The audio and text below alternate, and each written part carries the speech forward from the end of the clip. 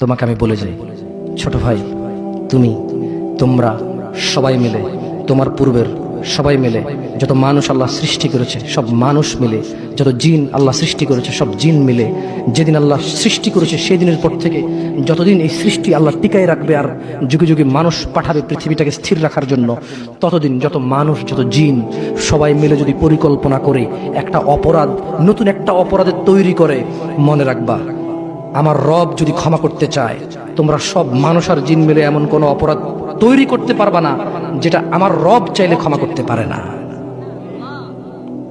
তুমি কোন অপরাধ তৈরি করবা আর বলবা যে এটা বুঝিয়া এটা কি আল্লাহ ক্ষমা করতে পারবে? এরকম অপরাধ তুমি পারবা না তৈরি করতে। বেঁচে থাকা অবস্থায় তুমি বেঁচে আসো, তোমার সামনে এমন একটা অপরাধ নাই যে অপরাধের ক্ষমা পাওয়া যায় না, মানুষের হক ছাড়া। তাও মানুষে মাফ করে দিলে পাওয়া যায়।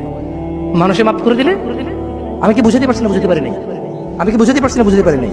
দুনিয়া তুচ্ছ। তোমাকে আবার বলি, তুমি আল্লাহকে ভয় করো। তোমাকেই উদ্দেশ্য করে বলছি আমি, ইনশাআল্লাহ within 5 to 10 minutes I will finish.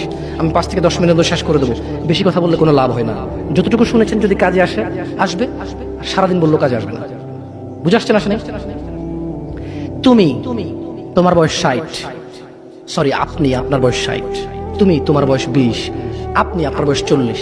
অনেক অপরাধ করে ফেলেছেন, মানে আল্লাহ ক্ষমা করার ক্ষমতা রাখে না। তো তাহলে আপনি ক্ষমা চান না কেন? কেন বলেন? শুনুন, আপনাকে বলি, আল্লাহ বলেন লা তাকনাতু মির রাহমাতিল্লাহ। মুহাম্মদ এদেরকে বলে দিন, এই উম্মত, তোমরা আল্লাহর দয়া থেকে নিরাশ হইও না। যেদিন তুমি মনে করবে আমার মতো কি অপরাধী আছে, আল্লাহ কি আমাকে ক্ষমা করবে, এটা তোমার ওই দিন সবচেয়ে যত গুনাহ করেছো সবচেয়ে বড় গুনাহ ওইটা। যখন তুমি ধারণা করবে যে আল্লাহ কি ক্ষমা করবে আমাকে, এটা সবচেয়ে বড় গুনাহ।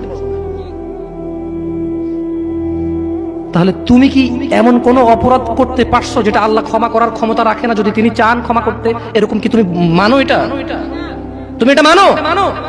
তাহলে তোমার অপরাধের ক্ষমা চাও আল্লাহর কাছে, ক্ষমা চেয়ে ফিরে আসো আল্লাহর দিকে।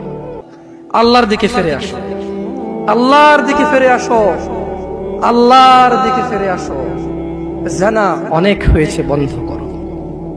তুবু ইলাল্লাহ, অনেক সিগারেট গাঁজা মদ নেশা হয়েছে, ফিরে আসো। তুবু ইলাল্লাহ, অনেক মিথ্যে কথা বলে মানুষ ঠকিয়েছো, তুবু ইলাল্লাহ, আল্লাহর দিকে ফিরে আসো। ইয়া নাস, ইয়া শিবাব, ইয়া মুসলিম, ইয়া মুমিন, তুবু ইলাল্লাহ, আল্লাহর দিকে ফিরে আসো। অনেক নামাজ ছেড়েছো আর না, আল্লাহর দিকে ফিরে আসো। অনেক জিদ করেছো, মারামারি করেছো, অন্যের হক অন্যকে জুলুম করে অন্যকে দেওয়ার জন্য সহযোগিতা করেছো, তুবু ইলাল্লাহ, আল্লাহর দিকে ফিরে এসো।